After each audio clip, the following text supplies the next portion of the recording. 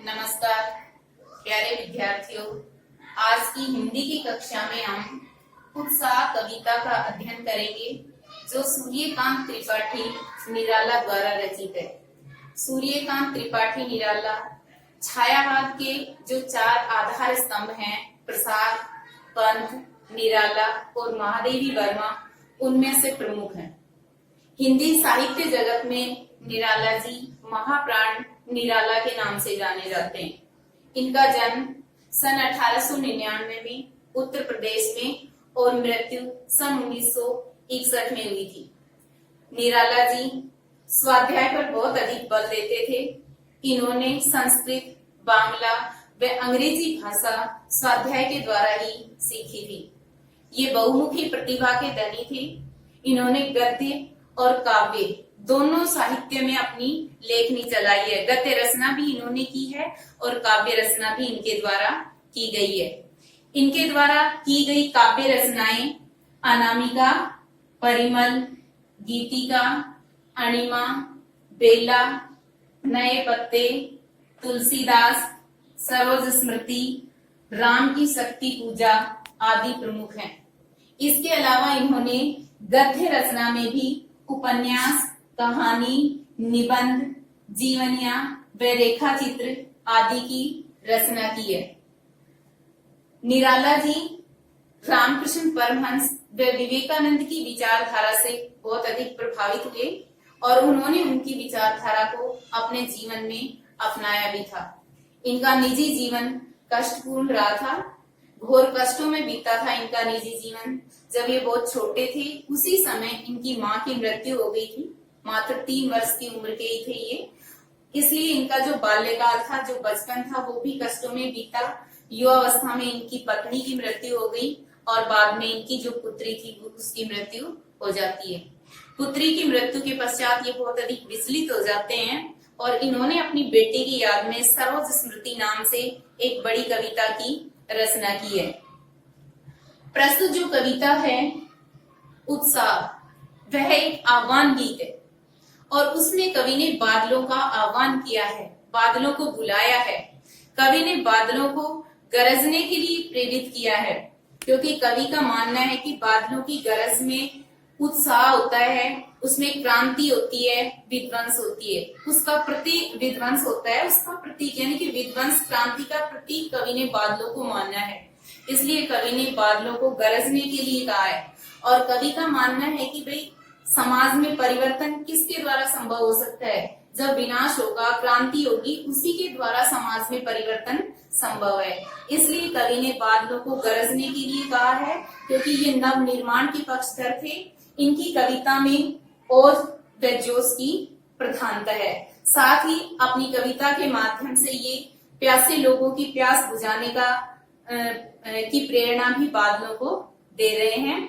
तो अब हम जो उत्साह कविता है उसका अध्ययन करेंगे, जो इस प्रकार है।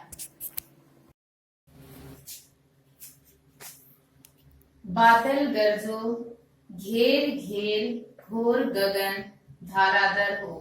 कवि ने बादलों को प्रेरित करते हुए कहा है कि हे बादलों, तुम गरजो और घेर घेर घोर गगन, और इस पूरे गगन यानी आसमान को तुम अपनी घोर घनघोर गर्जना के द्वारा घेर लो।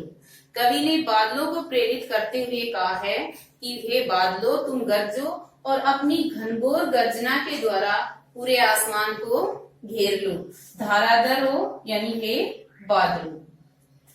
ललित ललित काले घुंघराले। कवि ने बादलों से कहा है कि तुम ललित यानी सुंदर हो, काले हो और घुंघराले कहा है। कवि ने बादलों को सुंदर, काला और घुंघराला इसलिए कहा है कि जब जल से युक्त बादल होते हैं तो वो काले होते हैं और उनकी जो आकृतियां होती हैं वो विभिन्न प्रकार की होती हैं। इसलिए कवि ने उनको काले और घुंघराले कहा है। बाल कल्पना कैसे पाले, और कवि ने कहा है बादलों से कि तुम बाल बच्चे की कल्पना के समान पाले गए हो। बादलों के बारे में कवि ने कहा है कि तुम सुंदर हो, काले हो, घुंघराले हो और बच्चे की कल्पना के समान पाले गए हो। विद्युत छवि उर में, और तुम्हारे हृदय में बिजली की, विद्युत मीन्स बिजली होती है और उर का मतलब होता है हृदय, तुम्हारे हृदय में बिजली की जो कांति है, जो छवि है, वो मौजूद है। बिजली की छवि क्यों मौजूद है? क्योंकि जब बादल गरजते हैं तो बिजली भी चमकती है, इसलिए कवि ने ऐसा कहा है कि बादलों में बिजली की जो छवि है वो मौजूद रहती है। कवि नवजीवन वाले, और बादल लोगों को नया जीवन देते हैं, क्योंकि जब बादल गरजते हैं, बारिश होती है, तो जो जल है लोगों को मिलता है, जिससे धन धान्य उत्पन्न होता है, और जो जीवन है वो भी जल के द्वारा ही संभव हो पाता है। इसलिए कवि ने बादलों को नव जीवन देने वाला कहा है। वज्र छिपा नूतन कविता फिर भर दो, और कवि ने कहा है कि तुम्हारे अंदर वज्र की शक्ति छिपी हुई है, जिसे तुम मेरी कविता में भर दो। हे बादलों तुम गरजो, यानी कवि ने बादलों को गरजने के लिए प्रेरित किया है।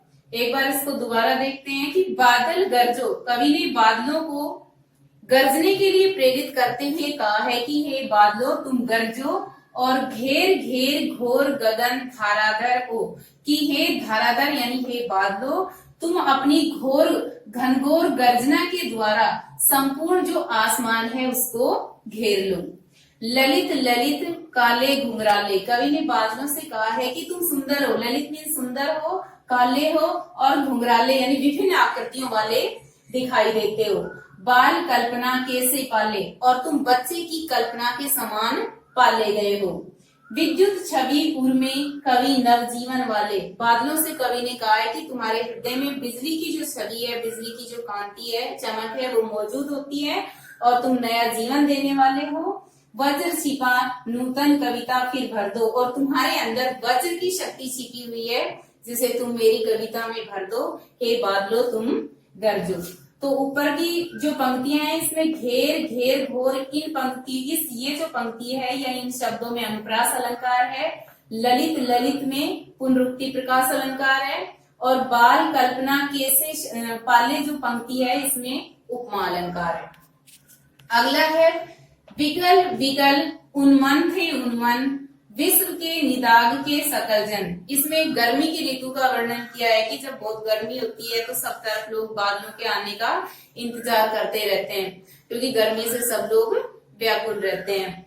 तो कवि ने कहा है कि विकल विकल, विकल यानी व्याकुल थे, उन्मन मीन्स उन्मने थे, मन कहीं भी नहीं लग रहा था किनका, लोगों का, कि सभी लोग गर्मी की वजह से व्याकुल थे और उनका मन कहीं भी नहीं लग रहा था। विश्व के निदाग के सकल जन, सकल जन मीन्स संपूर्ण लोग, और किस वजह से संपूर्ण लोग व्याकुल थे, निदाग की वजह से, गर्मी की वजह से सभी लोग व्याकुल थे। आए अज्ञात दिशा से अनंत के घन, और ऐसी स्थिति में किसी अज्ञात दिशा से जो अचानक है वो बादल आते हैं और फिर बारिश होती है। तो तप्त धरा जल से फिर शीतल कर दो। तो कवि ने कहा है कि इस तपती हुई धरती को तुम अपने जल से शीतल कर दो। हे बादलों तुम गरजो। दोबारा इसको देखते हैं। विकल विकल उन्मन थे उन्मन, यानी कि गर्मी की वजह से सब लोग व्याकुल थे, उन्मने थे, उनका मन कहीं भी नहीं लग रहा था। विश्व के निदाग के सकल जन, संपूर्ण जो लोग हैं वो निदाग मीन्स गर्मी की वजह से व्याकुल थे और उन्मने थे, उनका मन कहीं भी नहीं लग रहा था। ऐसी स्थिति में वो बादलों का आह्वान करते हैं, बादलों को बुलाते हैं। तो आए अज्ञात दिशा से अनंत के घन, यानी कि किसी भी ऐसी स्थिति में किसी भी अज्ञात दिशा से अचानक बादल आते हैं और फिर बारिश होती है। तो कवि ने कहा है कि तप्त धरा जल से फिर शीतल कर दो, कि तुम इस तपती हुई धरती को अपने जल से फिर शीतल कर दो, यानी बादल तपती हुई धरती को अपने जल के द्वारा शीतल करते हैं। और कवि ने बादलों से कहा है कि हे बादलों तुम आओ और आकर के यानी लोगों को नवजीवन प्रदान करो और उनकी जो धरती की जो तपन है उसको बुझाओ। इसके शब्दार्थ हैं धाराधर, धाराधर का मतलब बादल होता है। ललित सुंदर, विद्युत, विद्युत का मतलब बिजली होती है। और विकल व्याकुल, उन्मन मन में लगना, निदाग गर्मी, सकल सभी या संपूर्ण, घन बादल और धरा धरती।